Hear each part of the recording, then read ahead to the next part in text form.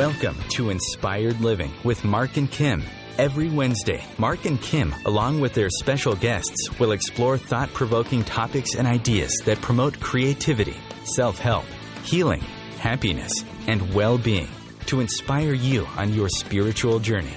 Each week, Mark and Kim will discuss different paths to achieving a more spiritual, balanced, happy, and healthy lifestyle. Topics will elevate consciousness and range from metaphysics to the human and social experience, and all things spiritual. Welcome to an inspired community that offers support, encouragement, and new ways of thinking. Mark and Kim are tested, certified, and professional spiritual mediums, metaphysical teachers, healers, and spiritual advisors with their own individual spiritual practices in Seattle, Washington, and Los Angeles, California. You are the inspired and the inspiration.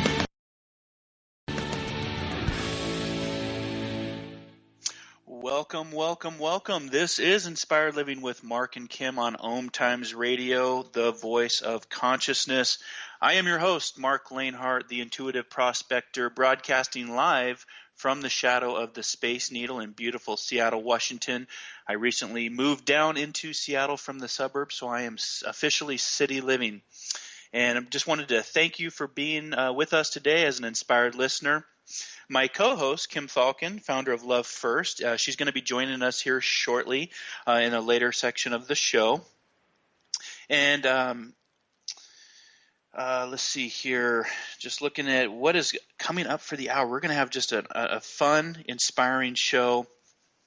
And if you are listening to us live right now, if you want to head over to our Facebook page, that is Inspired Living Radio, you can post a question and interact live with the show. If you're not able to listen to the show live, you can always catch us over on OmTimes Radio Archives, where you can catch all of the encore shows of Inspired Living.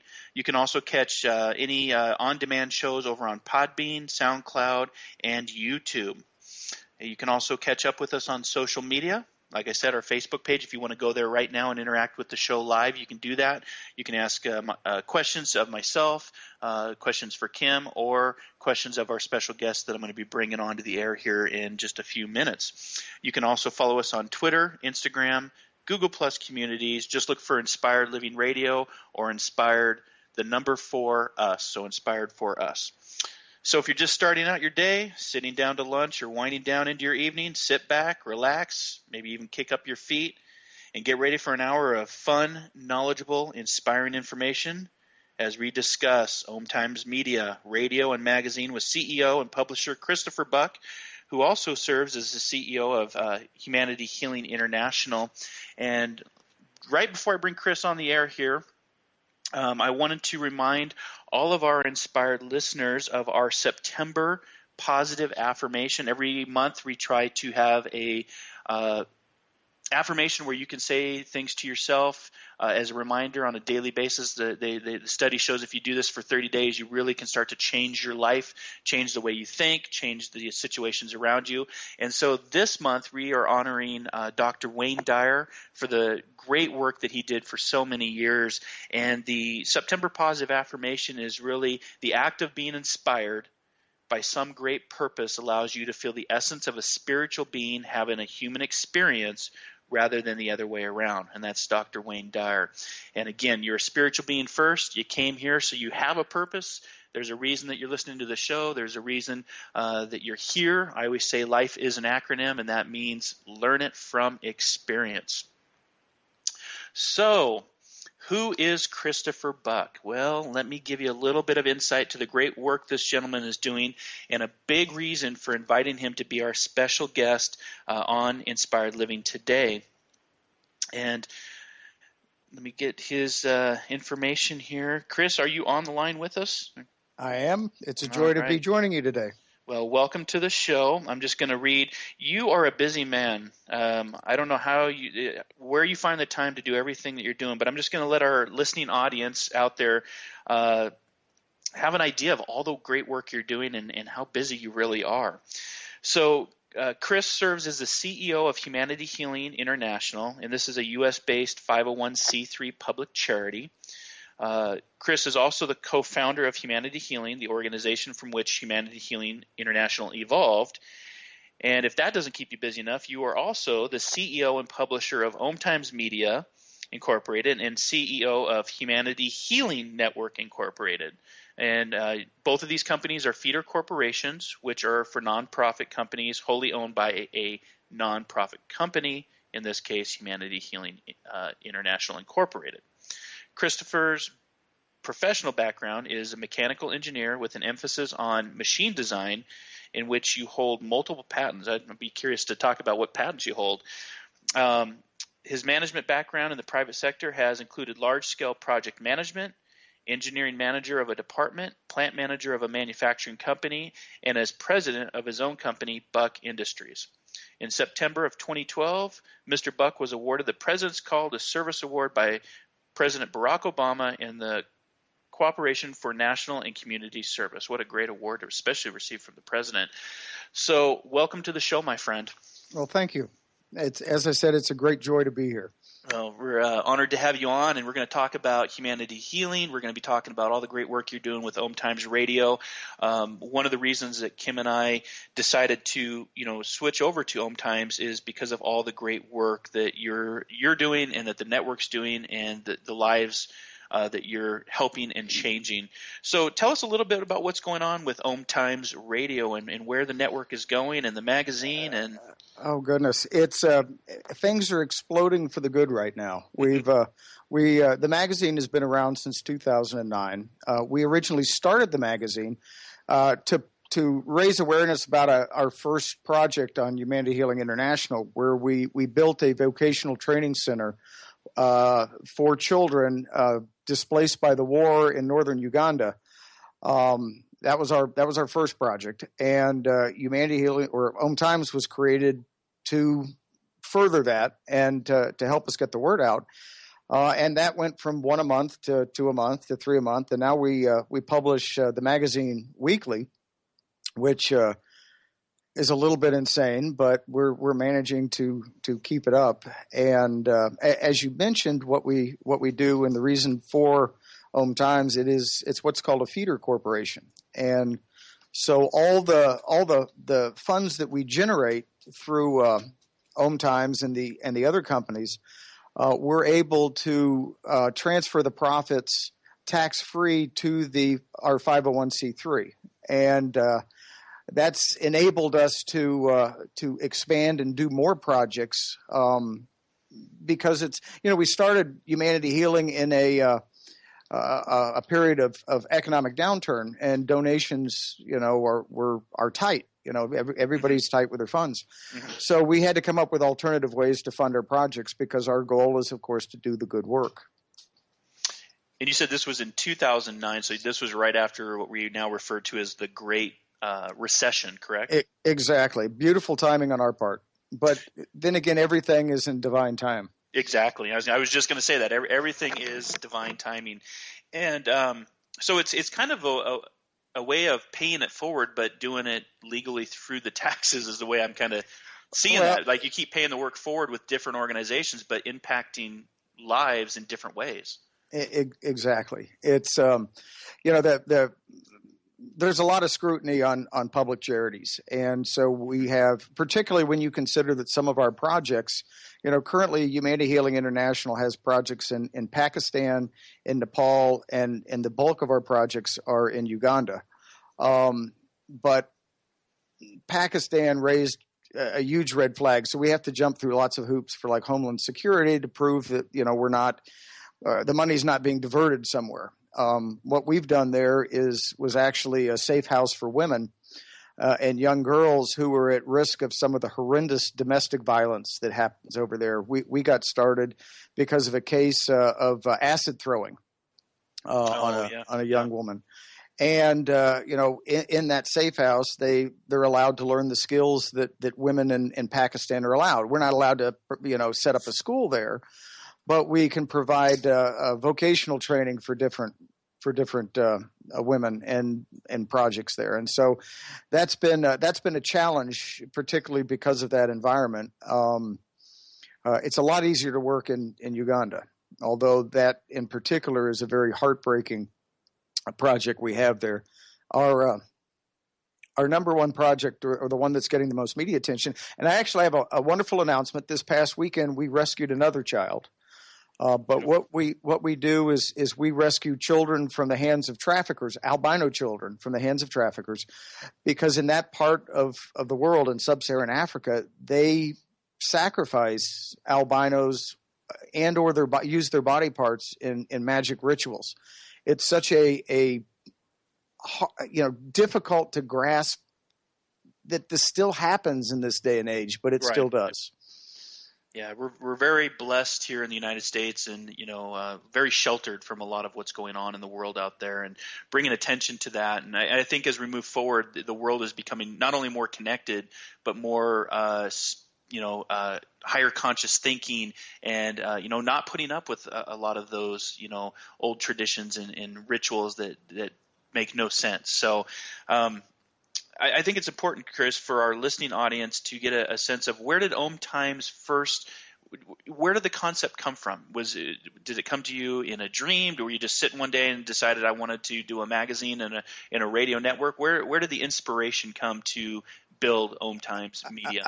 I have to give full credit for the inspiration of OmTimes Media to my wife and life partner, Liani, who at the time, when we started doing our project for the Vocational Training Center, we were accepted into the Global Given Challenge, which is a wonderful pool of donors.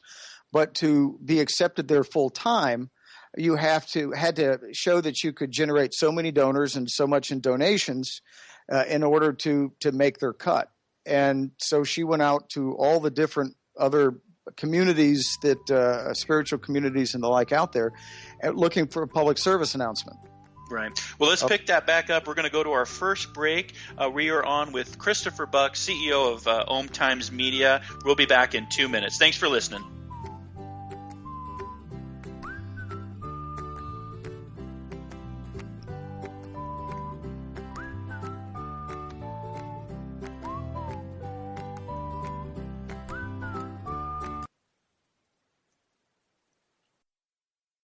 Conscious media for conscious minds.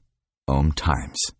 Hi, this is Sylvia Henderson, intuitive life coach and energy healer. Are you ready to elevate and rise way above your normal? Be sure to listen to my show, Intuitive Transformations, on OmTimes Radio, Sunday evenings at 9 p.m. Eastern. Get the inspiration you need to transform your life. Host your show on IOM-FM, the radio network of OmTimes Media, one of the more recognized brand names in the conscious community, and is backed by the extensive marketing reach of OmTimes. Hosting a show on IOM-FM immediately connects you with our extensive dedicated community. What if business could be fun? What if business is the adventure of living? What are you choosing? Where do you do business that makes it easier, more fun, or more joyful for you? We'd love to see where you do business. Connect with us on Instagram at Joy of Business or Twitter at Joy of Business, and share your pictures with hashtags Business Done Where and Joy of Business. Let's change the world with business. Circle of Hearts Radio is a sanctuary on the airwaves. Join me, Grandmother Elia, in the circle on Sunday 2 p.m. Eastern as I share information to both enlighten and nourish your soul. A conscious lifestyle for a mindful life. OmTimes Radio. IOM-FM.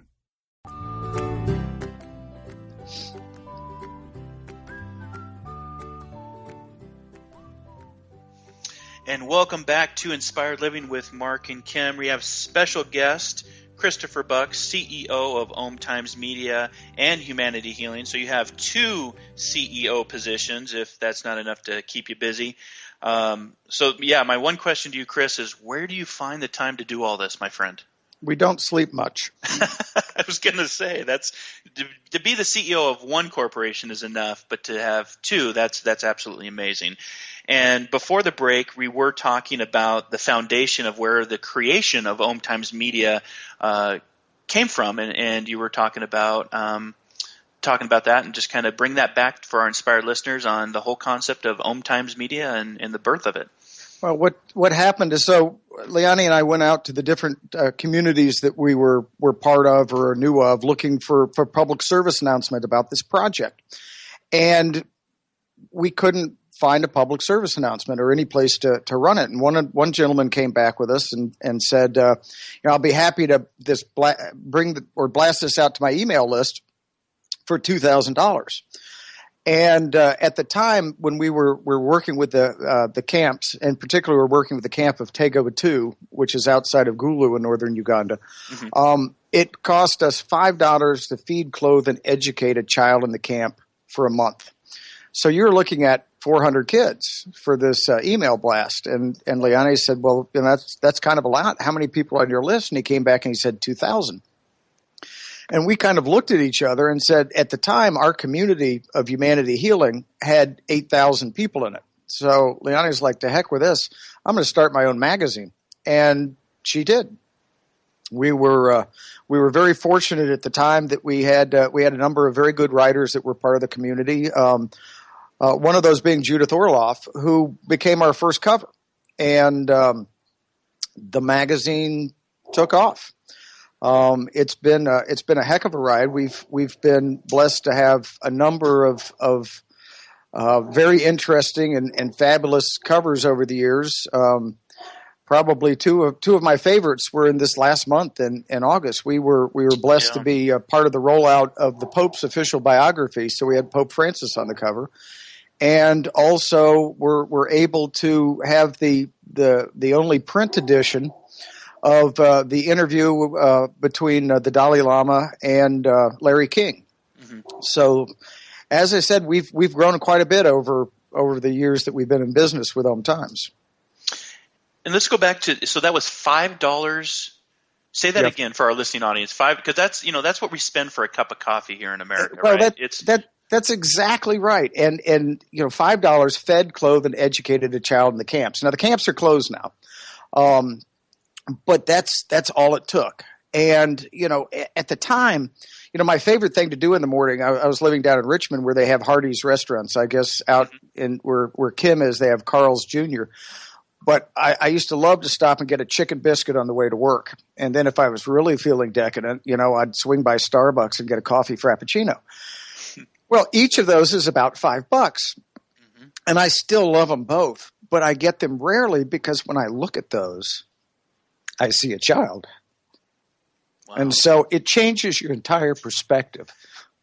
Yeah. When you start being here in Seattle, the coffee capital of the world, I may start to look at my Starbucks a little bit differently after today's interview. Well, it's not to say that the coffee's not good and you shouldn't, spend it enjoying yourself. But, different people react differently. Mm-hmm. And I found that when I started thinking in $5 increments, how many kids could I help? Right. That it shifted my whole perspective.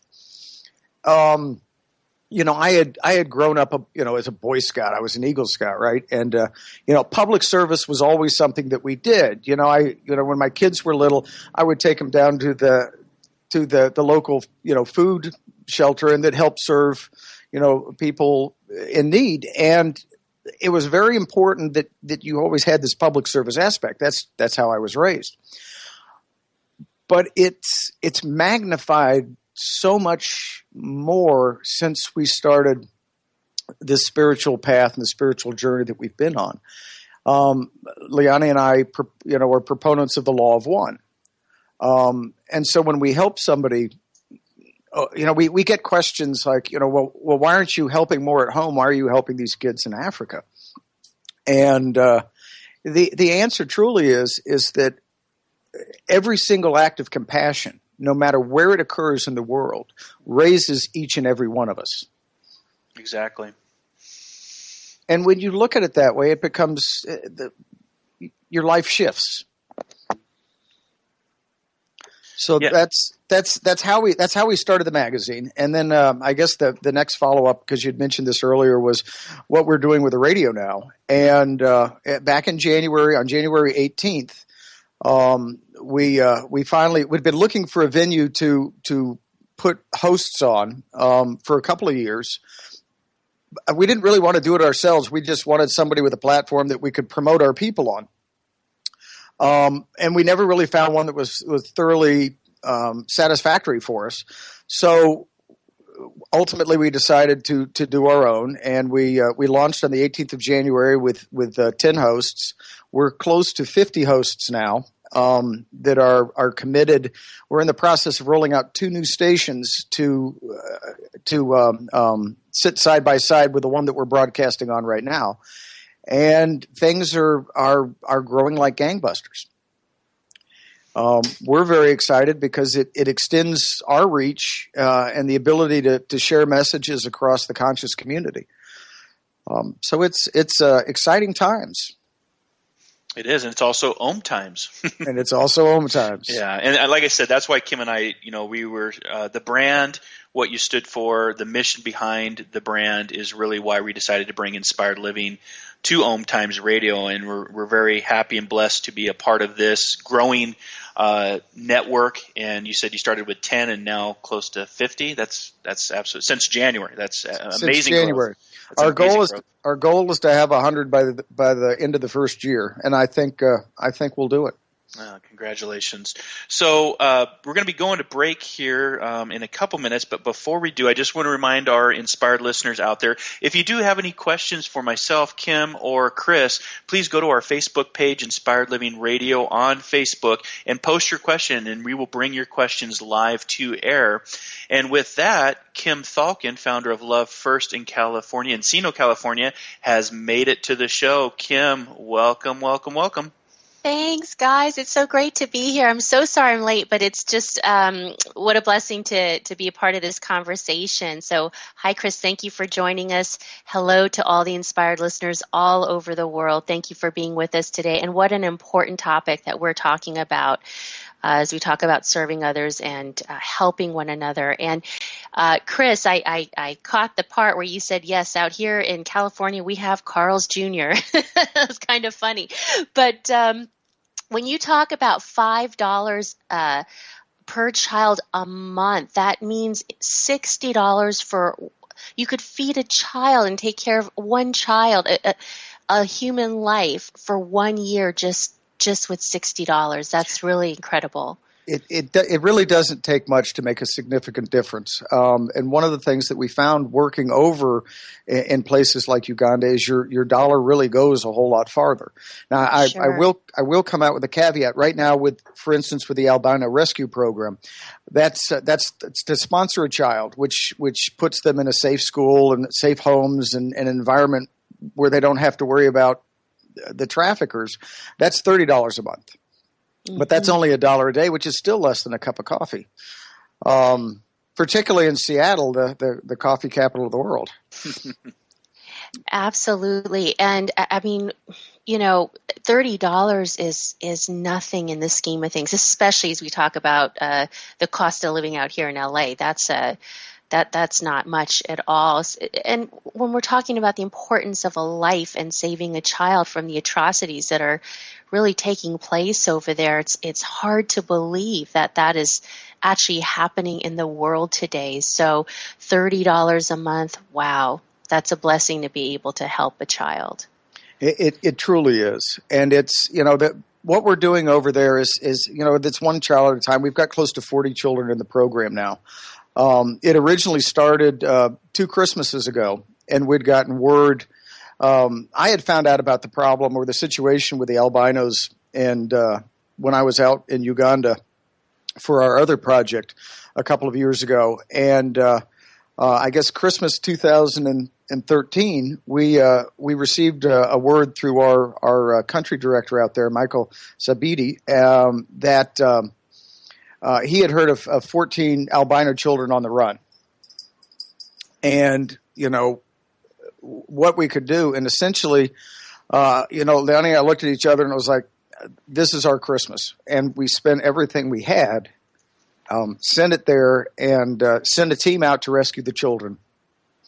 They were able to find 10 of the children. 3 of the children disappeared completely.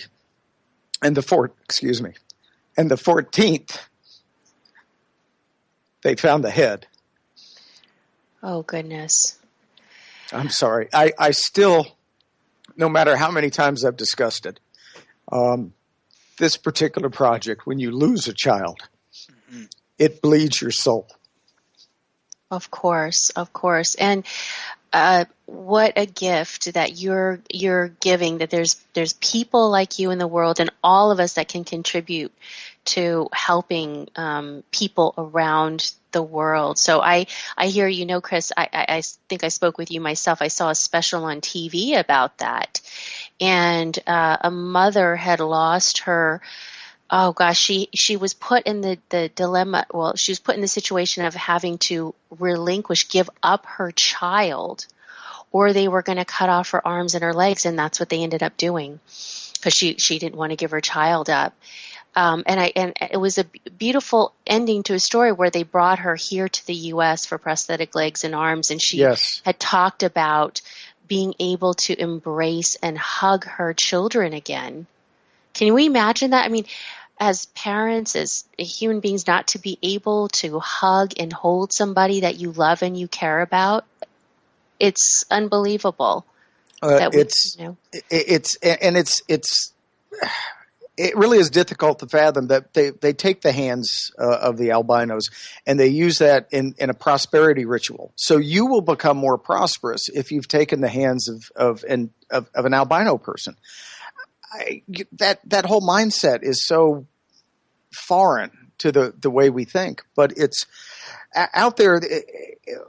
We're saving children, and that's great, but we're also trying to shift a mindset and a paradigm of how people view and think about albinos, and that's going to be a much longer project. But the best way to do that, of course, is to have.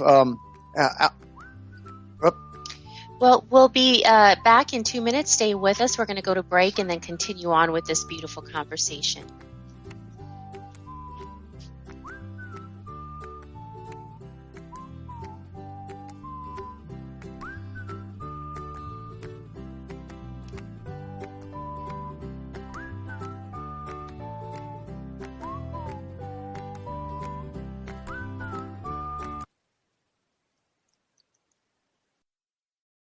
Bringing you the best of the conscious minds in the world. OmTimes Radio, your conscious lifestyle on steroids. If you remember living fearlessly, joyfully, and in a world filled with adventure, happiness, pleasure, and unbridled living, then this show is for you. Join me, Dame Nicole Brandon, as I bring you the world's top experts in wealth, creativity, flow, sea-edging technology, space, wellness, health, love, lust, and passion, all merging together each week here at the Hub of Happiness. Mondays at 6 p.m. Pacific Time and 9 p.m. Eastern Time on Passionate Living, where you can ride on the magic carpet ride of living and learn how to lead a passionately wild, exciting, and outrageously amazing life. Being a radio host on IOM-FM allows you to build your show on a rich platform with the power of the internet to fulfill your outreach goals and connect with a very specialized and global online audience, unlimited by time and distance. OmTimes Radio will provide you with web relevance, a recognizable conscious brand, and with the standard of excellence that has accompanied every single OmTimes endeavor. Host your show with OmTimes Radio Network. The number one reason girls drop out of school in sub-Saharan Africa is lack of access to feminine hygiene products. The Pads for Schoolgirls Project, an outreach of Humanity Healing International, is changing this paradigm by setting up sewing programs at schools, teaching girls a vocational skill, while producing the reusable pads that help keep them attending classes. The girls pay it forward by making and giving pad kits to other girls in need. To learn more, visit humanityhealing.org. Humanity Healing is where your heart is. Hi, this is Angela Levesque, host of Entanglement Radio. Join me Wednesdays at 12 p.m. Eastern for inspiring conversations with visionaries in spiritual science and conscious healing. Entanglement Radio, Wednesdays at 12 p.m. Eastern. Transcendent talk for the conscious mind. The cutting edge of conscious radio. OmTimes Radio. IOM-FM.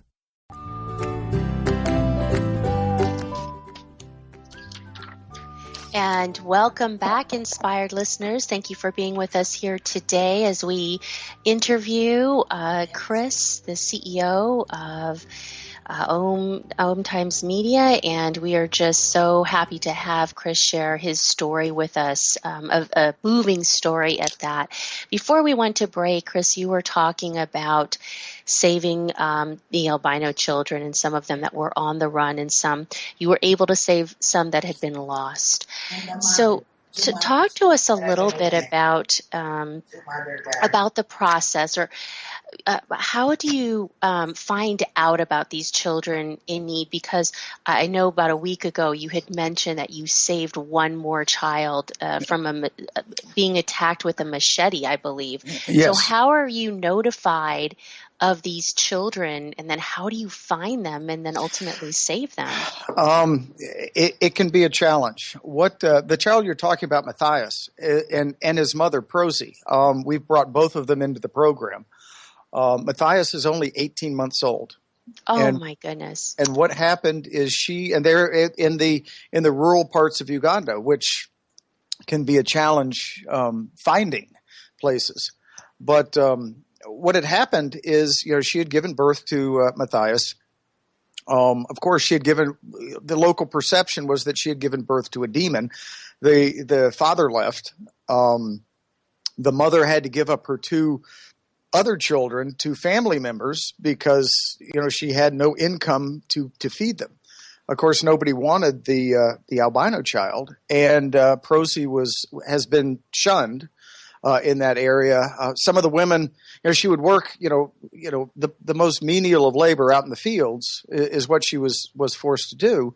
But other women that were there didn't necessarily want her working there also because they were afraid that the albino child, baby, that was on her back would prevent the seeds from germinating. And she, word of the albino child had gotten out locally, and this one person started hanging around, and eventually on her way home one evening, he came after the child with a machete to take the head. On the fourth attempt, again, because Prosy is screaming and running and turning, trying to keep the child away, who's on her back, away from the guy, he manages to strike him in the head. Pretty nasty wound, but fortunately, he was able to recover. But it bled. Everything was soaked. But fortunately, her screams at this point in time had alerted people who came to investigate, and the person ran off. He was later arrested by the local police, but then released by the local police, even though he admitted to going after the child with a machete. Some of the community leaders in the district, came out and said, "Look, guys, this isn't right." And so then he was collected up a second time and remanded to one of the prisons, pending not judgment, but pending sentencing. He's being held, so he's out of the way. How we learn about these things is Michael Sabidi has been fabulous with his work there with Humanity Healing. He's numerous radio programs speaking, trying to promote the concept that an albino child, it's a recessive gene. Both the male and the mother and the father have to have it for a child to be an albino. And he's been trying to get this information out and help us shift the paradigm. And we're now getting, he'll be given phone calls. It's like, I've heard of a child over there. Or there's a child that's been hurt over here. And some rescues are easier than others because we have a specific location. But there have been times when literally there'll be days in the brush looking for the children that have run away because someone came after them. And so, and even then when we find them, it can be difficult talking them in because there's such a fear of what will happen. It boggles the mind, but we get them in the program. Matthias, of course, is too young to attend school yet. So we've got them in quarters that are safe and that we can keep protection around them.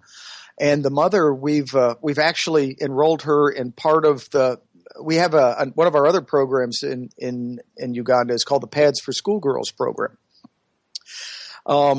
The number one reason why girls drop out of school in sub-Saharan Africa is because they become young women and start having their monthly cycle, but they don't have access to feminine hygiene products. This eventually causes them to have to not, skip school and then get far enough behind that they can't keep up, or they get kicked out or something. And the only option for them at that point in time is to marry, and the next thing you know, they've got a child and they're perpetuating the cycle of poverty. For every year you can keep a girl in school, you raise her earning potential by 10%. Wow.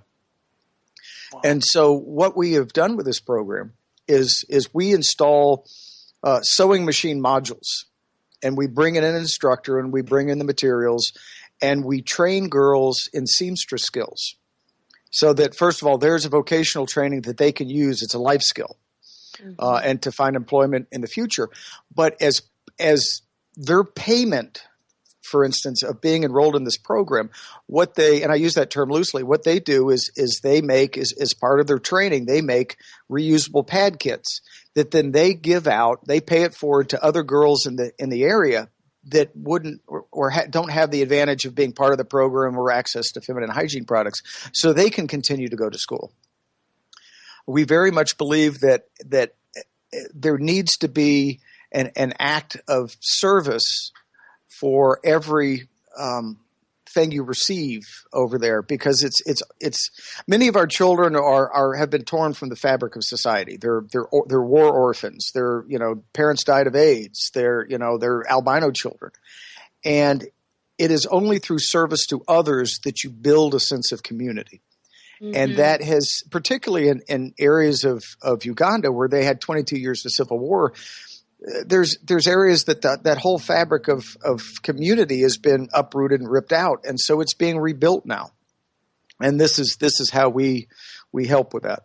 Well, just listening to you talk, Chris, it just feels like, wow, there's so much against them. We think about all of the really the blessings that we have here in our lives here in this country that we take for granted, just daily things that help us in our lives that other people in the world don't have access to. And it's wonderful work that you're doing. When you talk about changing the paradigm shift, I'm just trying to understand, where are those beliefs, as we talk about the albino children's, where are those beliefs mostly held? Is it out in the countryside, or is it in the general population? I would have said it was in the general population, but it's becoming more out in the countryside, more in the rural areas, and with less educated people. Sure. Because there are now role models in the albino community, doctors, lawyers, people making a difference in society. And it is, when you see this, your fear that this person is a demon falls away, because you really, it's once you see a person, actually see that the person is a person, that connection. That's when things like the superstitions start to fall away. And we think it's very important. It's only through education that you'll ever get this, and it'll be a long time going in some places, but there's also legislation and the like happening in places. In Tanzania, there was recently laws passed criminalizing witch doctors who do things. And one of the first murder cases against an albino finally was prosecuted. Before then, it was kind of like, well, it's just an albino. But with international pressure on governments, and with a rising education that, these are also human beings, then those fears, those superstitions start to fade away. And there's some really ridiculous ones. There, of course, is the monstrous, if you have sex with an albino virgin, it'll cure you of AIDS. That gets me. But there's a number of the prosperity that we talked about. You can become more prosperous in your business, in your life, if the hands of an albino are used in this ritual. And I'm not familiar with the details of the ritual. I just know the outcome, which is, an albino, a person with albinism loses their hands. The most ridiculous superstition is that if you braid the hair of an albino into your nets, fishing nets, then you have more chance of bringing up a big fish from the bottom that has a belly full of gold. Oh, my goodness. Now, my question here is, did anybody ever pull up a fish from the bottom of Lake Victoria with a belly full of gold? Right, Mm-hmm. right. So, Chris, where do these kids go then? They're in this program with you. How long Yes. do they stay in this program? And are they able to live lives outside of the program as they grow into adulthood? And what Yes. opportunities are there for them? Well, primarily the first thing that has to happen is the child needs to be educated. Now, with Uganda, public education is only guaranteed up to the equivalent of our 8th grade, and public education in Uganda is very bad. For instance, at the camp at Tego-Atu, when we were up there was a school there that had 2 teachers and 200 children. Obviously, wow. And that was all the grades. So obviously, not a whole lot was being done. Every parent that can will send their child to a private school because it's a better chance of getting an education. We have aligned ourselves with a number of private schools there that have been specifically trained for some of the special needs that albino children have. For instance, and a lot of times the eyesight is not as good. So sitting the child up closer to the board will give them a better chance of being able to read the board. Mm-hmm. And little things like that. But so step one is getting the child into a safe school. Many of these schools are boarding schools also. So what happens is the child is protected during that time. And we have a fairly rigorous criteria process for determining if the school is appropriate. And we're going to be going to break here for 2 minutes. So stay with us as we learn more about the work that's being done with albino children.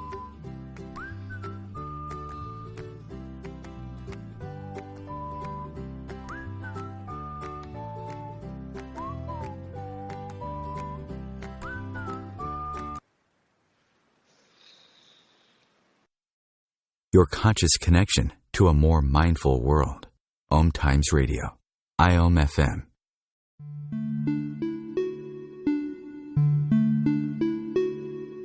Greetings, fellow soul travelers. This is Dr. Amelia Kemp with OmTimes Radio. If you've been stressed mentally or emotionally, then join me on Sundays at 7 p.m. Eastern Standard Time for the From Psychotherapy to Sacred Therapy show, where you'll learn you're not sick, you're sacred. And by aligning with the soul is what makes you whole. Host your show on IOM FM, the radio network of OmTimes Media, one of the more recognized brand names in the conscious community, and is backed by the extensive marketing reach of OmTimes. Hosting a show on IOM FM immediately connects you with our extensive dedicated community. Have you ever wondered how to change your love paradigm? The secret key is finding a love partnership, not just a regular connection. How do you find these? Through conscious relationships. Ascending Hearts Dating is a dating site for people like you that believes in second chances and a different type of spiritual connection. Try Ascending Hearts for free today at ascendinghearts.com and change your love paradigm. Ascending Hearts, the premier dating community for the spiritually awake. What if living didn't have to be so serious? What if you could move beyond your problems with greater confidence and ease than you've ever imagined? Throw your labels out the window and join the Irreverent Therapist for practical tips and a very different way of approaching the changes you would like to create. Marilyn Bradford and Pam Hodling have empowered hundreds of people to come out of self-judgment, quit looking to experts, and begin to create the lives they desire. Join us Wednesdays at 7 p.m. Eastern on the Irreverent Therapist Show. Connecting you with the best of the conscious minds in the world. OmTimes Radio. IOM FM. And welcome back to Inspired Living with Mark and Kim. Special guest, Christopher Buck, CEO of OmTimes Media. Chris, we did have a question from an inspired listener. Amy from Texas wanted to know if the culture with the albino children, is it religious-based, or is it a culture that's had this belief, this mystic belief for a long time, and it's just been passed through generations? She was just wondering how long has this been going on? It's a good question. It's been going on as long as we know. It's an ancient belief. Albinism in sub-Saharan Africa, there's albinism all around the world, and in different cultures, they've either been celebrated or they've been demonized. It just depends on the culture. In sub-Saharan Africa, there is a larger percentage of the population that has albinism than anywhere else in the world. And unfortunately, in Africa, they demonized them. It is cultural. I hesitate to say religious-based because I think that in different regions of Africa with the different gods in Africa, they're treated differently. But what's become more known is recently, I think that the money to be made on this is outrageous. The child as body parts. Right. God, I hate to say that. The child as body parts to like people doing rituals. It's almost become status in places. It's like the rhino horn in China. I was going to say the rhino. Yeah, it was just exactly what I was going to say was the rhino. That's what exactly was coming into my mind when you said that. And the problem is that you're not seeing people with albinism as human beings. You're differentiating. They're not like us, and therefore, when you're not like us, it's okay to do terrible things to them because they're not like us. And you see that as a common thread throughout humanity in different places of the world, whether you're looking at nationalism or you're looking at different religions or your socioeconomic status. In this particular area, the results are dire, and the children, unfortunately, are killed. But it's not just children; adults are also. But adults are a whole lot more protected, and it's easier to get away with a child than it is. One of our more recent rescues that we had a beautiful young girl named Shanate, and she was actually she's about 8 years. We determined she's about 8 years old. But she was being held at the compound of a witch doctor and being used for ritual bloodletting on a regular basis. And this was one of our more dangerous rescues. Michael got word from the midwife that originally delivered her that found out that she was there, and when the witch doctor was out doing a ceremony somewhere, she broke the girl out of the compound and hid her until our team could get there. But it was, there were armed men going around everywhere trying to find this child to recapture her for use, and of course to prevent the knowledge that she was being held and done in this way from getting out into the public. And Chris, for our listening audience, could you go into detail what bloodletting is for those that may not know what that is? Essentially what would happen is they would blindfold the girl, they would bend her over, and they would take a knife and cut her skull until she bled a sufficient amount into a ritual cup, and then whatever they did with it. When we received the pictures, her head was so pockmarked with different scabs. And she's such a beautiful little girl. The monstrosity. Yeah. That could allow this kind of evil is just beyond me. But she's in our program. We actually, because of how she happened, we had her housed with someone who had psychiatric training, and we have we sent out an announcement. We had a picture with her first smile, and that was kind of amazing to be able to do that. So, Chris, the reason for having you on the show is, one, to bring awareness to our listening audience. Two is, how can people get involved that are listening to the show today or one of our encore shows later? How can they get involved in making a difference with what is going on in Africa and contribute to humanity healing and the great work that you're doing to help these children? How can they find you, and tell us a little bit of the contact information for that, please? It's really very easy. The website for the public charity is humanityhealing.org. It's humanityhealing, one word, .org. And we have links to this from every single related site, OmTimes or the Humanity Healing Network or the community or our Facebook and the like. And when you're there, you click the donate button.